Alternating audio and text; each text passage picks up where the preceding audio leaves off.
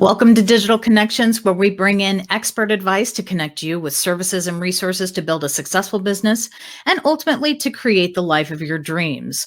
The show is for entrepreneurs, business owners, and anyone interested in running a side hustle to their current 9-to-5. One episode at a time, we help you build a successful business through amazing digital connections. I'm your host, Nancee Johnson, a business owner and digital marketer. On my way here, I have found amazing resources that have helped me grow my business, and they can help your business thrive too. Everyone needs a friend in digital marketing because digital marketing is about connecting people. So my friends, today we are talking financial planning. Dun, dun, dun. Yes, the all scary topic, finances. Specifically, we're talking about what financial planning should look like today and if traditional strategies still work. This is an extremely important topic because your business depends on it. Not just the finances of your business, but also your personal finances too. One without the other is like sailing without a life jacket. You may not fall overboard, but why would you take the chance? My guests today are going to throw us a line and bring us aboard to some great financial guidance. Mainsail Financial Group is a team that strongly believes in goal-based planning. They know that proper planning is an ongoing process and a relationship-driven activity. As the winds of life shift, a proactive approach is needed to maintain the correct heading. Mainsail takes pride in building a long-lasting relationship that evolves into a dual role of financial steward and trusted financial advisor for you, your family, and your legacy. Their focus is working with individuals, families, and businesses who have questions or concerns about their current financial picture, long-term security, future lifestyle, and legacy planning. By taking a comprehensive and detailed approach, they work with their clients to develop a sound and realistic financial plan that provides clarity and can help reduce uncertainty as the path to achieving financial goals becomes more well-defined. Joining me today are Brandon Steele, Samantha Kennedy, and Adam Leibson, all primary advisors with the Mainsail Financial Group. Welcome to the show, everyone. Thank you.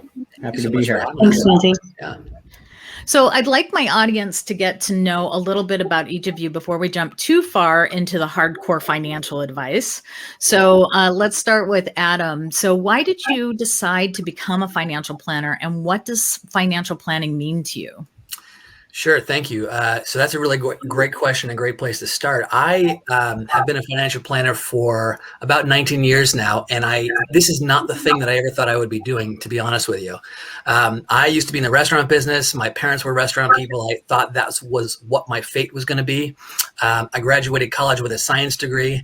And then back in 2001, my wife and I, when we bought our first house together, we were let's say, taken advantage of on the loan that we got. And there were things that were presented to us that appeared one way and were actually another. So I was so infuriated by that I decided to stop what I was doing and sort of dive into the career path of financial planning and financial services. So for the first couple of years, it's interesting because as I was learning and getting licensed, I felt like that was my side hustle from the restaurant gig. But over a very short period of time, really fell in love with the idea of relationship-based, long-term comprehensive planning. And so, 19 years or 17 years later, here we are. We've got our own firm and have been very successful and building a tremendous client base, and just so grateful to be able to be a part of people's lives in this way. Planning is important to me because it really gives us an opportunity to help people stay on track towards accomplishing whatever goals, whatever desires they are striving for in their families, within their families. So it's been a wonderful journey, and many, many more years to come, and it's extremely rewarding. That's great. Well, I'm so glad that you're here. Brandon, same question here. What made you decide to get into financial planning, and what does it mean to you? Yeah, my story is a little bit different. Basically, growing up my whole life, my family was not the best with finances. Let's put it that way. So I kind of knew that there had to be another way. So, throughout my life, I've kind of always looked for my own information around topics around finance. Went to school at WSU and got a degree in economics. And truthfully, I had no clue what it was I wanted to do with that. But my first interview with a financial planning position, and was kind of hooked. I mean, it was all about the kneecap to kneecap, like face-to-face meetings with people, and really that relationship. So that's really what drove me into the industry was, really being able to help people hands-on and hopefully avoid some of the mistakes that I had seen growing up. Mm. As far as why it's important to me, I think, probably from my background, that's where a lot of it comes from. It's just seeing that kind of pathway for people is just so rewarding. I had a client just the other day, actually, I think a month or so ago. They were diagnosed with Parkinson's a couple years ago, and got to tell them recently that they are able to retire and not necessarily worry about that stuff. And it's those types of things that just feel so great. Yeah. Yeah. Samantha, how about you? Yes. Also have a little bit of a different story. So I majored in finance and minored in mathematics. Actually worked for Amazon for a little bit as a financial analyst. Learned very quickly that crunching numbers for the sake of numbers didn't motivate me. And so I took a little bit of a course correction, which we also help our clients do. But that was back in 2014 when I decided to pursue a path where really building relationships and sharing financial education that unfortunately isn't common knowledge with others. And it motivated me and really sort of provided a life in my life to think about I can do something that uses those analytical skills, but also hopefully helps people and helps them reach a better position than they would be otherwise. And then that dives into a little bit of what financial planning means to me. I think I get frustrated that the financial industry can sometimes be so complicated. And when we have conversations with individuals and families and learn about their goals, really what it means to me is how do we help them get there? And how do we perhaps make the world a little bit more simple than it appears at times? That's great. So what does I love what it means to all of you. Does it mean the same thing for the firm? And what's important to you guys as a firm? I think generally speaking, that's the core of what we do is helping make sure, building these relationships, these long-term focus with our clients throughout whatever thick and thin comes. But I would also say, a lot of what we do is really around just helping in all aspects. So I know that, you're working with a lot of folks in the side hustle side of things. And so, I think that's a good example. A lot of what we do is not just about retirement, but it's about how all these different pieces work together. And that's what true financial planning is all about, is making sure that, whatever comes up, whatever changes happen can kind of be included in the bigger picture. That's awesome. I think it makes your side hustle so much more fun when your finances are kind of in that place where you don't have to worry about them so much either, right? And that's really kind of what this show is about, is how do we get people to a place where they're really enjoying that business that they opened, that they're getting to experience that passion that they started that business for, So that's exactly why I brought you guys here. So with that, I guess it's kind of a perfect segue into maybe you can tell us who your ideal client is. I would say, to kind of kick that off, I think our ideal client is really anybody that wants to learn, anybody that wants to be receptive to suggestions and strategies and advice. I think that people can be at various stages in their lives, whether they're just starting off as entrepreneurs, whether they've been working for a company for 50 years, and wherever they are, there are certain pieces of planning that are important to them. But they have to be open to the planning process, I think, ideally. We've all sat down with people that think they know everything about everything, and to try to offer them suggestions or coach or work with them or try to be collaborative in any way can be very challenging. So I think that, maybe from my standpoint, I think the most ideal client are those that are willing to listen and roll up their sleeves and do the work. Brandon and Samantha, do you have anything to add to that, or is that pretty much sums it up there? To piggyback a little bit, certainly on the ideal client front, yes, someone who is interested in planning. I think this sometimes isn't the most sexy topic for people, nor is it the most fun to discuss. And so it often has to be a conscious decision and something that's important to either the individual or the family we're talking to. Because at the end of the day, as planners, we can share what we think is important, but if that doesn't align with who we're talking to, it's sort of wasted air. And so to tie with sort of the side hustle and that ideal client client. I think it's often such a great market because those individuals do work very hard. They're willing to potentially work multiple jobs and cut time in terms of working years to reach a goal. And so I think if there is a reason why you're working multiple jobs and there's purpose behind that, you're probably a perfect person for us to talk to, because we can help identify some strategies that might be able to speed up that process a bit. Brandon, does that covers it all? I think that does, yeah. So with everything that's gone on in 2020, I would say that most of us have been dealing with a lot of distractions. It's kind of a different world, but how would you encourage someone to stay objective in a world like this? I think the first part is taking some time and sitting in, I guess, quiet, just because these days we have a phone, we have email, we have generally 10 different things trying to grab our attention, that just taking a moment to think about what is important to you is probably the most powerful tool, or just in my opinion, the most useful way to I guess to stay objective and to have some self-reflection of, are we going the direction we want to be going? And so I think at the end of the day that the world is just getting busier, and probably the biggest comment I hear is, I'm too busy, or I have too much on my plate. And the reality is it never becomes a more convenient time. And so sort of forcing yourself to be quiet and think about what is important may provide that space to have the world be a little bit less intimidating and distracting. That's interesting. Yeah. So, along those kind of same lines of, the times that we're in. So do you guys have some insight into what you think the short and long-term effects of COVID-19 is going to be on the financial markets and planning strategies? Brandon, you want to take that one, I think? Sure. Yeah.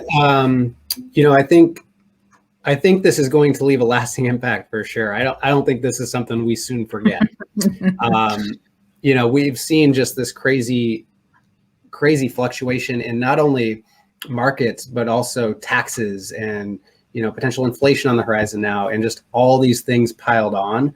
So it's kind of like this ripple effect where, really this has kind of expanded to become a very, very large thing. And I imagine that will continue to be the case for years to come.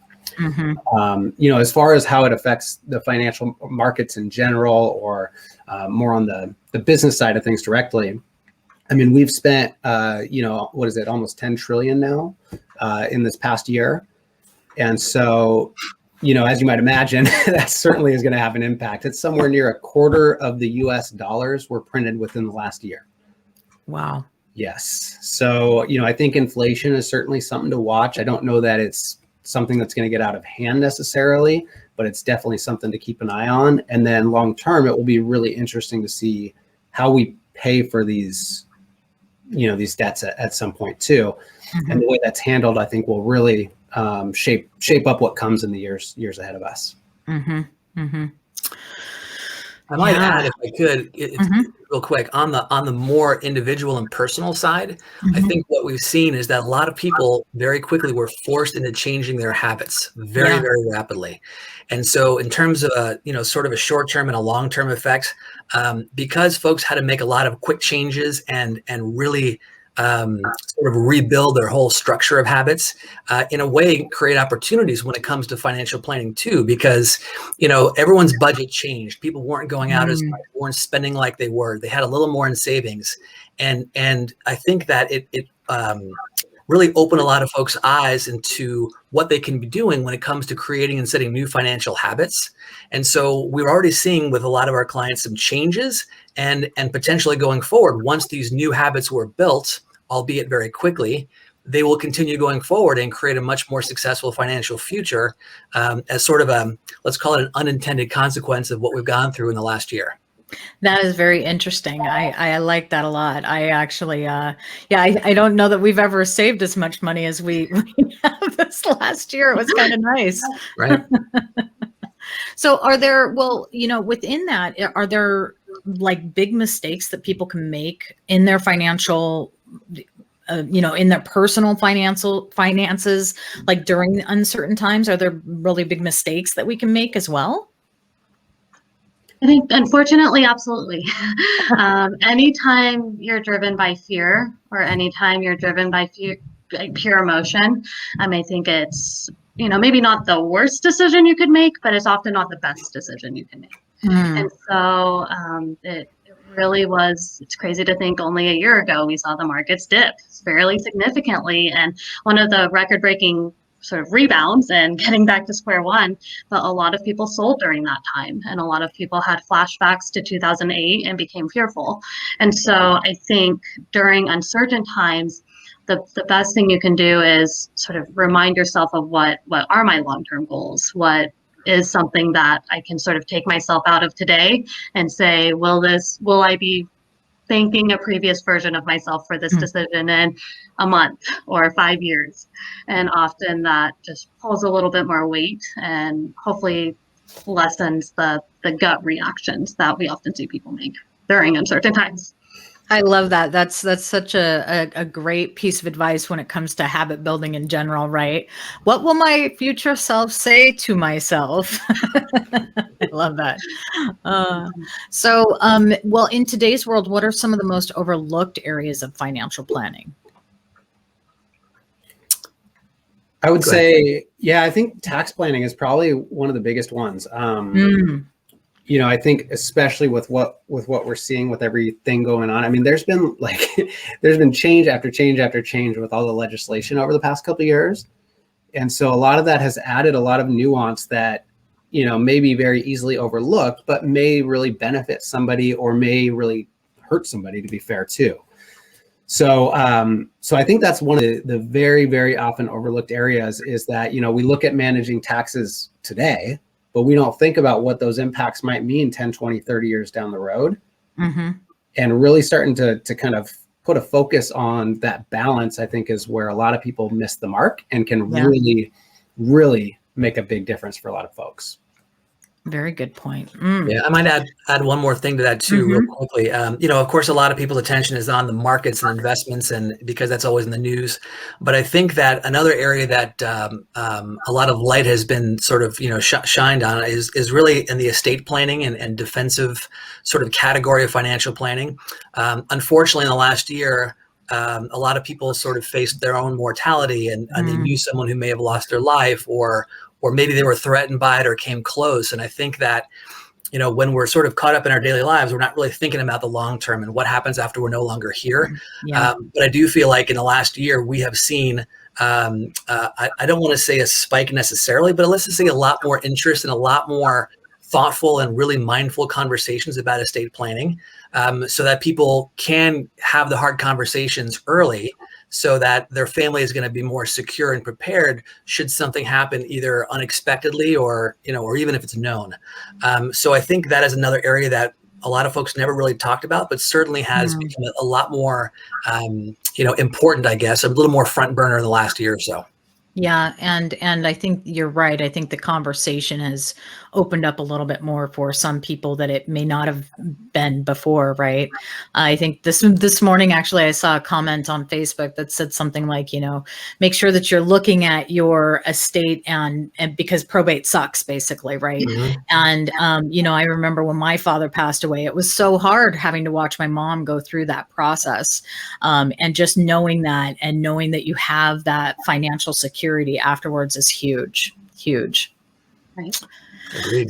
So if our listeners want to start on a solid financial plan, do you guys have suggestions for habits that they should be adopting now? I think the primary habit is, and it's a bit of a cliche, but pay yourself first. If you're in a habit of living month to month and sort of are starting to hate that cycle, creating a little bit of space, and whether it's something as small as $5 a month that goes to savings that you're not going to touch, but also having a combination of saving and having a fun bucket. I think one of the biggest pitfalls when people dive into financial planning is day one, we're sort of gung-ho, we're going to do all these good things, but there isn't any fun tied to it. And really why, and I don't want to speak for Adam and Brandon, but I think part of our job and why we love this industry is we often get to tell families you can retire sooner, or you can take that extra vacation, or this is what you get to provide for your kids if we implement these strategies. And so I think in terms of the financial habits piece, it's how can you as an individual maybe associate finances being positive if they're not currently, because I think that minor shift of outlook will help you make larger changes down the road and have them not be as intimidating. Mm-hmm. Brandon, do you have anything to add to that? No, I think that's good. And I think maybe also, I guess, to tie back to, your last question about some things to watch that are missed, is as boring as it may be, is watching legislation changes or somehow finding a way to keep up on that, because I know it's not exciting, but they do have a pretty big impact. And so the more you can play offense, the better off you might be in the long run. Very good point. Yeah. So as a financial group, what makes you guys different from other advisors? Well, I think one of the things that makes us quite a bit different is that not only do we pay attention to the big picture, as we kind of started with at the very beginning, talking about the way we view planning from a very comprehensive and holistic way, but I think what we do an extremely good job of is really listening and talking to our clients and hearing more about their lives and what's going on, because you can learn a lot from clients by what they say and do, and their actions and their thoughts and their values, much more so than the math can show you. For example, someone can come in and tell you about all the ways they're spending and all the fun things they're doing and all the toys they buy, and that when they retire, they're going to live on a very fixed income, and their goal is to not do a lot of this stuff.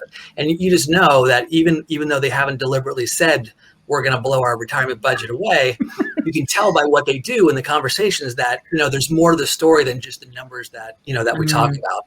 So I think we do a really, really superb job of getting to know people's inner workings and the mechanisms that drive them. And all that is a function of planning, right? Planning is art and science, and the science, the math can say one thing, but if people's, again, if their values, their actions, their activities don't support that, then we want to talk about that as well. And it has value in the process. Yeah. Oh, go ahead, Brandon. Okay. I might add to that too, the team approach. You can probably tell just in this 20 minutes here that we have different things that, even as a team that, we kind of look at. Yeah. And so I think that's really important. It allows us to really give good round advice. But, one of the challenges I think that you see often in our industry is that these big groups don't necessarily, it's kind of like an uncivilized society where everybody's kind of doing their own thing and it just leads to chaos. The way that we work together is really to piggyback off of each other's strengths and really work together for every one of our clients. So I think that's huge. That is huge. Yeah. And Samantha, did you have something to add to that? Yes, just one more thing. I think just to what Adam was saying in terms of listening, the other part is all of us love building relationships with people. And anytime we meet someone and move forward with planning, I know every one of our goals is to be having that relationship throughout life. So it's not just one meeting. It's not just 3 months. Our clients hear from us and they know we care about them. And I think financial planning, yes, is math, it's numbers, it's what can we do.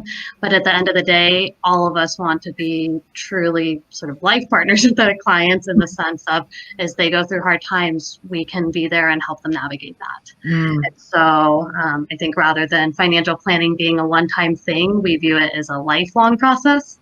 And we want to be there as change happens for who we work with. Well, I would say that is a wonderful reason for our listeners to be reaching out to you guys. I know that's what this show is about. It's about connecting people and it's about building relationships. And that is exactly why I've had you guys on the show. So we are just about out of time again. But as always, I want to leave our listeners with a digital marketing tip of the day. So don't be afraid to share the knowledge that you have. Part of great search engine optimization and reputation reputation management, which are two major fundamental pieces of digital marketing, is helping your potential clients see you for the expert that you are. They can't do this if you're not sharing your expertise, whether this is through your social media posts or creating a blog or guest writing for somebody else's blog. Get out there and share what you know. And if you don't know where to start, a great resource is answerthepublic.com. Here, you can type in what you do and the services you provide, and you can see all the questions that people are asking out there. Answer these questions in the content you post, and I promise you that people will find you easier and they will trust you more, starting your connection with them in a great place. So I want to thank my guests today, Samantha, Adam, and Brandon with Mainsail Financial Group. You can find them at www.mainsailfg.com. Please make sure to follow us and subscribe and like us wherever you get your podcasts. You can find this episode and previous shows along with contact information for all our guests and for me on our website at www.digitalconnections.us. Have a great week and tune in next time for another amazing digital connection for your business.